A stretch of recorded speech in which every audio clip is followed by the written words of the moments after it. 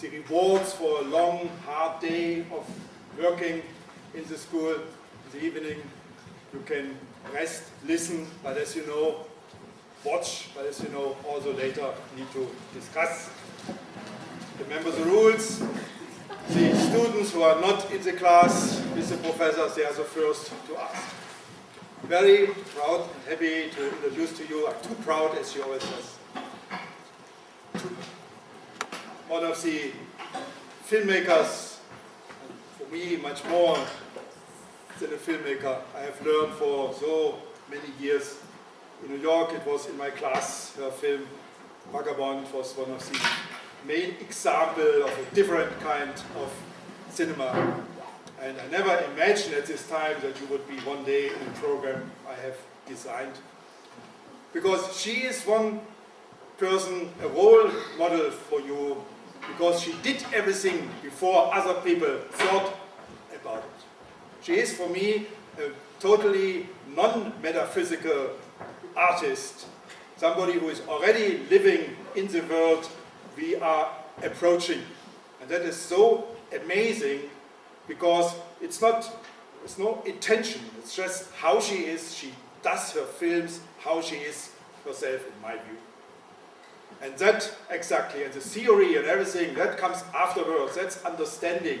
That is something which can help, but cannot in any way substitute for the artistic work itself. You know my line, get a life before you have a theory. Here, get a film before you have a theory. Agnès Varda. Oh!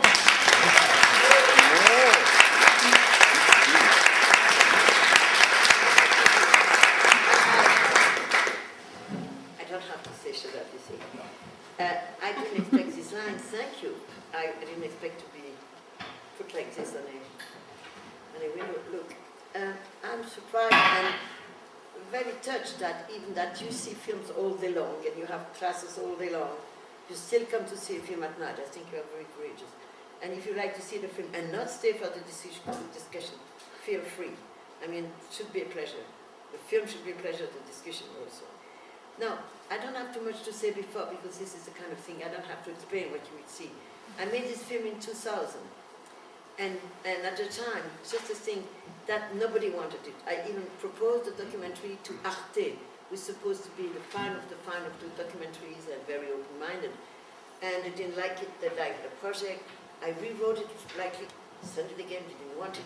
And that time in 99, I had missed the time of gleaning, you know, you see what it is gleaning, but you have to go with nature and with the time. There is a time for potatoes, a time for wheat, a time for apples, and when you miss that time, you missed it. And sometimes some directors say they had a problem because Gérard Depardieu is not free before February 2006, and Catherine Deneuve doesn't want to work before this and that. And I thought, I have a meeting with apples and potatoes, and I had to wait for some months, and it came to the time I could do the film. And so I did it in difficulties with my company. We thought we were doing because I felt I had to do it. And then it came out, and then everybody liked it and has been around the world. So I'm very proud to also propose it to you. Some of you have seen it. So sleep a little. See you.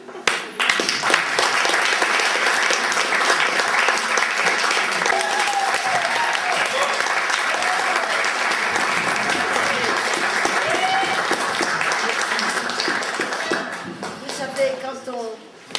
Je parle français finalement, hein? Ça va? Il faut parler anglais. Anglais. Well, okay, thank you. But when people applaud the film, they really applaud the people in the film. Because they really are the flesh of that film. I mean, we can discuss about how I made it and how I, you know, but the film wouldn't exist if I didn't have the luck, or let's say, if I didn't find these people, but then have the luck to meet them, find them, so that they trust me, that we had dialogue before even questioning them or anything, that it became sort of natural to have these conversations and what they say about themselves. And then from one person to another, I was lucky enough to meet others, etc. It is clear that the subject has not been touched recently, not that I heard of. And the thing about picking what has been abandoned, picking what has been left over, this is like telling us, and we feel odd, that certain people eat what we throw away. Certain people just take advantage that we don't care, we throw. And as the man of Aix-en-Provence said, you know, not only rich people throw away, everybody. I mean, this is like, you know, we don't care about what is left. So it's interesting because by meeting these people, well, it started very easily. It started, and I was watching a market after the time of the market, like 2 o'clock, 2:30. And I was sitting in a cafe and I saw people arriving, like flies in a way, with their plastic bags and picking on the floor on the market just before there would be the boomers of the city. And you know, in the time between the people who sell who have put their things in the trucks and before the boomers. So here they come, they pick. And I was impressed because mostly there are poor people, there are some old people.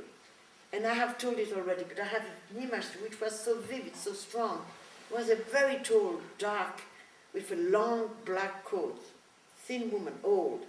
And she took her a long time to bend. And she came up with one orange. And I could see the orange going up her black coat like this. I said, all that pain for one orange. And then I started to look, and it's a lot of work because they pick one apple and they pick 3 eggs, as you can see in the rotten ones, find 3.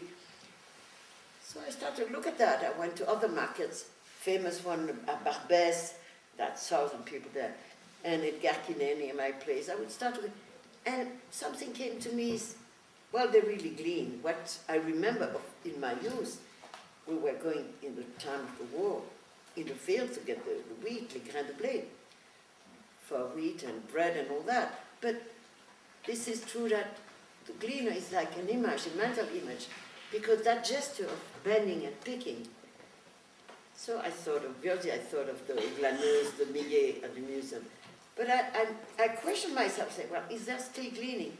So, at the same time I was questioning, I saw a TV film, a TV reportage, documentary or something, where they were showing a man, you know, comment ça s'appelle la moisson, the harvest. And he had a beautiful machine, a very sophisticated machine. And he was very proud of his machine, and he said, it does everything. It cuts the wheat, je ne sais pas expliquer en anglais, the grains, it separates, but this here, this is almost makes the bread, you know, like it's totally sophisticated. And he said, if some in one an épi, we lose 1 grain, 1 year it happened, and we lost 1 grain in each thing, and we lost money, etc. And I said, hey, so what is left for the gleaners? There is nothing left. So in terms of wheat, nothing. It's clean, like, you know, nothing. And so the question was, what else is left for the gleaners? So I went to the country and started to investigate. And obviously they said, oh, potatoes, apples, I mean, you know, they started to tell me what could be found. So I went, and I was really lucky. The first day I meet people in ce qu'on appelle le tri, where they take the potatoes, the good ones, the bad ones. He said, oh, you just follow the trucks when they throw the potatoes, bad potatoes. So we followed. This is the second day of shooting. And here's the man that you see at the beginning of the film. He says, I picked 300 kilos, he has a little truck. And that man showed me that in the leftover, the supposed bad ones, there were these heart-shaped potatoes.